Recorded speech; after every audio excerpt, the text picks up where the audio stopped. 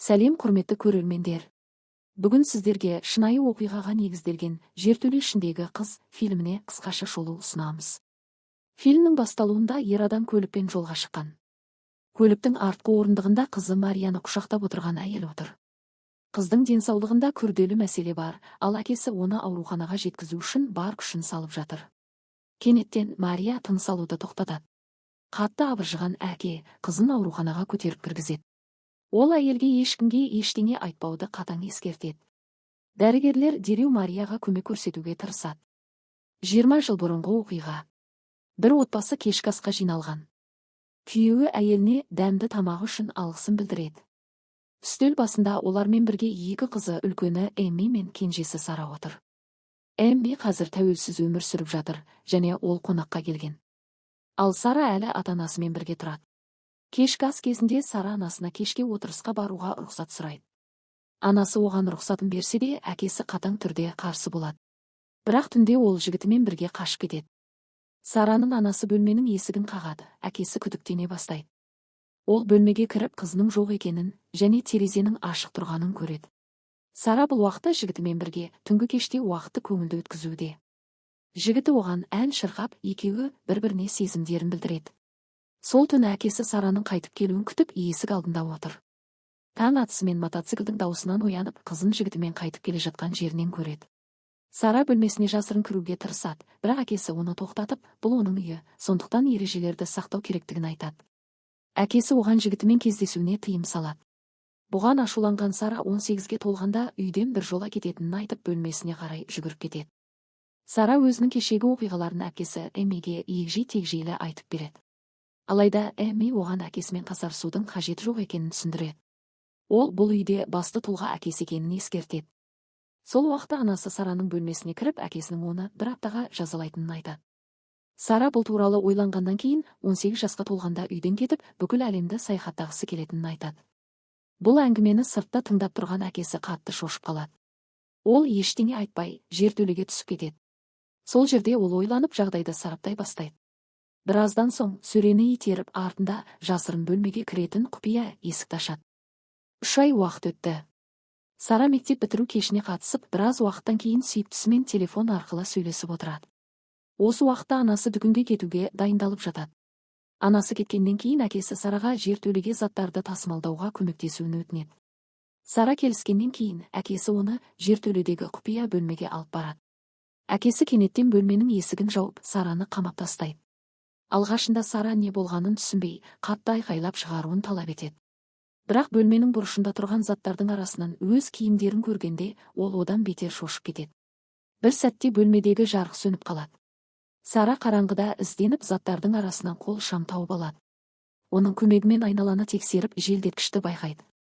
Ол желдеткішке жақындап, бар даусымен көмекке шақырады. Бірақ оның дауысы жертөленің негізгі бөлігіне жеткенде, әкесі желдеткішті жауып, дауыстың естілмеуін қамтамасыз етеді. Осы кезде анасы дүкеннен оралып, Сараның үйде жоқ екенін байқайды. Ол қатты алаңдап қызын іздей бастайды.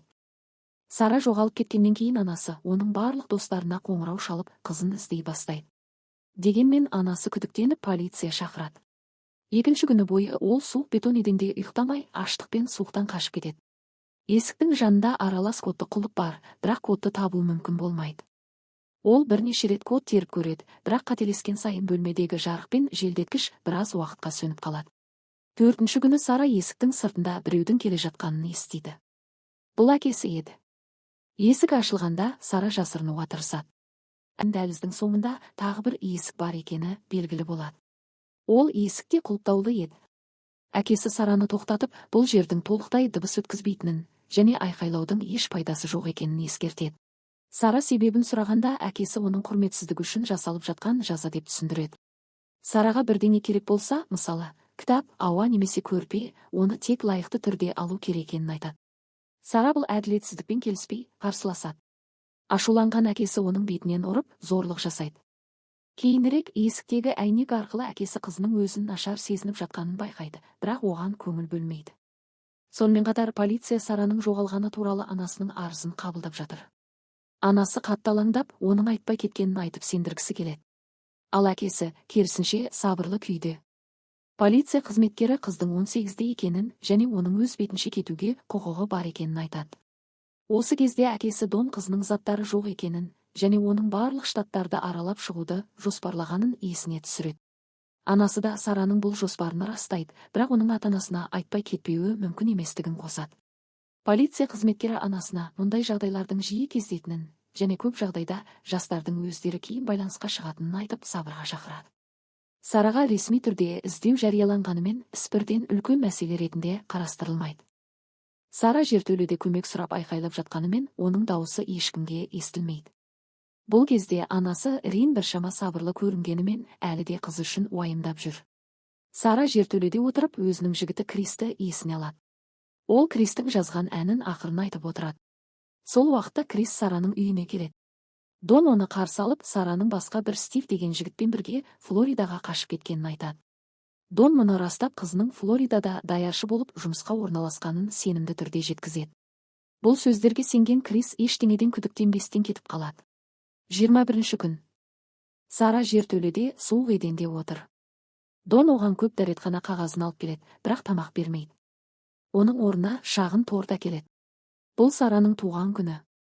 Ол 18-ге толды. Дон Сараға қызыл көйлек сыйлыққа беріп, оған алғыс айтуын талап етеді. Сонымен қатар Дон оның кез келген затты таңдай алатынын айтады, бірақ ол бостандыққа шықпайтынын бірден ескертеді. Дон оның өзіне енді әкем деп емес, Дон деп айтуы керек екенін және оның айтқандарын орындауы қажет екенін айтады. Сара сағатты алғысы келгендіктен Донның бұйрығын орындауға мәжбүр. Осылайша ол тағы да әкесінің қатыгез бақылау мен манипуляциясының құрбанына айналады. 38-ші күні Сара жертөледе отырып консервіленген тамақты жейді. Ол банкінің қақпағы өте өткір екенін байқайды. Қақпақ және таяқтың көмегімен ол қарабайыр балта тәрізді құрал жасайды. Сара осы құралмен қарсыласуға тырысады. Бірақ Дон оның қолын оңай ұстап алып, құралын тартып алады. Ашуланған Дон Сараны ұрып соғып жазалайды. 354-ші күні. Жертөледе үстел, орындықтар, шам және бірнеше сөрелер тұр. Сара осы уақытқа дейін әкесінен жүкті болып, ауыр физикалық күйде жүр. Бір күні оның суы кетіп, босану процесі басталады. Сара қатты қиналып, баласын дүниеге әкеледі. Ол қызына Мария деп ат қояды. Дон жаңа туған баланы көргенде Сараға ана болудың артықшылықтарын айтып, бұл үшін оған алғыс айтуы керек екенін ескертеді. 4 жыл уақыт өтеді. Сараның анасы Рин қызын жоғалтқаннан бері әлі де азап шегуде. Ал Дон керісінше жертөледе Сарамен бір отбасының мүшесіндей, тіпті екінші әйелі сияқты уақытын өткізіп жүр. Сара тағы да жүкті. Қызы Мария өсіп қалған, ол басқа әлемді білмейтіні анық. Бұл 4 қабырға оның жалғыз әлемі болғандықтан ол ешқандай қарсылық білдірмейді. Жаңа жыл қарсаңында Дон жаңа қызметке орналасады. Осы кезде Рин әлі де қызы Сараны іздеуден үміт үзбеген. Ол жеке детективті жалдау керектігін айтады, бірақ Дон бұған қарсы. Ол Сараны іздеуге бұған дейін $5000 жұмсағанын айтып, іздеуден бас тартатынын мәлімдейді. Дон ашуланып, әйелінің сөзіне құлақ аспайды. Дон жертөлеге барып, Сараға теледидармен бірнеше бейнетаспалар сыйлайды. Сара Донның кетуін күтіп, сыйлыққа риза екенін Марияға көрсетеді. Екеуі бірге теледидар көріп, біраз уақытқа болса да қуанғандай болады. 7 жыл өтеді. Рин қызының қайтып келуін әлі де күтуде. Ал жертөледе Мария ауырып қалады. Дон дәрі әкелгенімен, Сара дәріні қалай беру керектігін білмейді. Бірақ Дон оған ана екенін және баласын өзі емдеу керектігін ескертеді. Сара Марияға ертегі ойлап тауып, Ханшайым мен Ханзада Кристің махаббаты туралы айтады. Өзінің бұрынғы өміріндегі махаббат әнін айтады. Бұл уақытта Крис Сараның жағдайын білгісі келіп, оның үйіне қайта келеді. Ол жерде Эммиді кездестіріп, Сара туралы сұрайды. Эмми жаңалық жоқ екенін айтып, жағдайдың өзгермегенін түсіндіреді. Крис Донмен сөйлескенін айтып, оның Сараға қатысты әңгімелерін есіне түсіреді.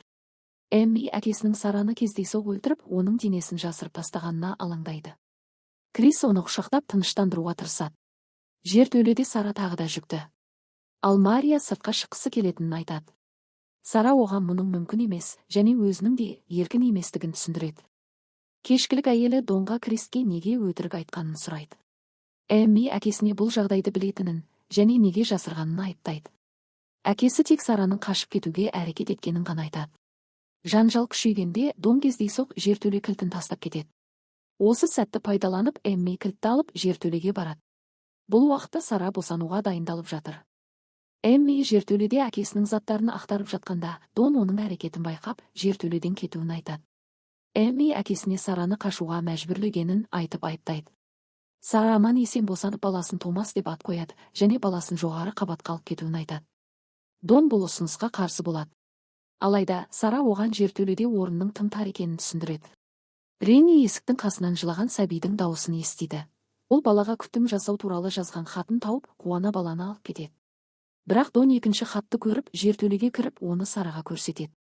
Екінші хатта анашым мен жертөледемін.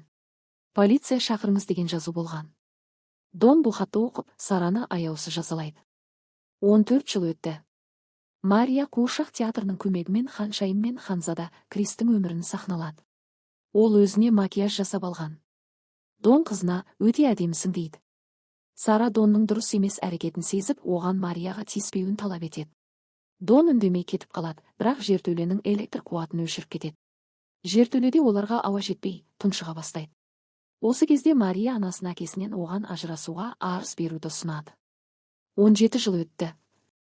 Томас бойы ұзын, 15 жастағы жасөспірім жігіт болып өсті. Ол әжесімен бірге анасы Сара жайлы сөйлесіп отыр. Осы уақытта Сара тағы да жүкті. Жертөленің төбесінен су тамшылай бастағанын байқап, төбенің бетон қабаты тесілгенін түсінеді. Сара балалармен бірге шкафты жылжытып, тесілген жерді қазуға кіріседі. Ақыры олар сыртқы желдеткіш торға дейін жетеді. Сара фонармен сыртқа жарық түсіріп белгі береді. Далада итпен серуендеп жүрген бір адам жарықты байқайды, бірақ мән-жайды анықтаудың орнына Донның үйінің есігін қағып, жертөледен біреудің белгі беріп тұрғанын хабарлайды. Дон оған алғыс айтып тексеруге уәде береді. Дон жертөлеге түсіп, жүкті Сараны аяусыз ұрып соғады. Сара еденге құлап, ауыр соққыдан түсіп тастайды. Қайғыдан айқайлап жылаған Сараның жан қиналысын көріп, Мария әкесінен тоқтауын өтінеді. Дон үнсіз үстелді аударып шығып кетеді. Кейін Дон өлі баланы алып, ауласына жерлейді. 18 жыл өтті. Балалар анасына жертөледен шыққылары келетінін айтып, оған кінә артады. Сара оларға Донның бәрібір рұқсат бермейтінін түсіндіруге тырысады. Алайда балалар оған сенбейді, және өздерінің тұтқында болуына тек Сараны кінәлайды. Сара ашуға булығып, жертөледегі заттардың бәрін лақтырып пиратады да, өз бостандығын жоғалтқанын есіне алып, жылап қалады. Осы сәтте балалар анасының азабын түсініп кешірім сұрайды. Сара оларға өзінің қателіктерін мойындап, егер ол үнсіз қалып әкесінің айтқанына көнсе, әпкесі Эмми сияқты бұл жерде болмас еді дейді. Содан кейін Сара балаларға Дон оның да әкесі екенін айтады. Бұл сөздерді естіген Марияның демалуы қиындап, астмасы ұстап қалады. Дон жұмысынан айырылып, Ренни оған ақшаны қайда жұмсап жатқанын айтып ұрсады. Содан кейін Донға үйді тәркілеу туралы хабарлама келеді. Бұл хабарламаны оқыған Дон бәрінің аяқталғанын түсініп, гаражға кіріп, газды пайдаланып, жертөледегі балдарының өмірін қимақ болады. Сол уақытта гаражға Томас кіріп қалып, атасының не істеп жатқанын сұрайды. Дон жағдайды жасырып, тек көлікті тексергенін айтады. Осылайша ол өз шешімін өзгертеді, және немересіне бәрін дұрыстауға тырысып жатқанын түсіндіреді. 20 жыл өтті. Дон ақша тауып, отбасы баяғы үйде тұрып жатыр. Бір күні олар далаға шығып пикник ұйымдастырады. Алайда Марияның жағдайы кенеттен нашарлап, есінен танып қалады. Дон жертөлеге келгенде Марияның жағдайы одан әрі нашарлағанын көреді. Сара дәрігерге апаруды жалынып сұрайды, және ешкімге ештеңе айтпайтынына ант береді. Дон ақыры келісіп, жертөледегі желдеткішті өшіреді. Ал егер бір нәрсе дұрыс болмаса, Майклдың өлетінін ескертеді. Ауруханада Сара Марияның жүрегін қалпына келтіру үшін дәрігерлердің тынымсыз жұмыс істеп жатқанын көреді.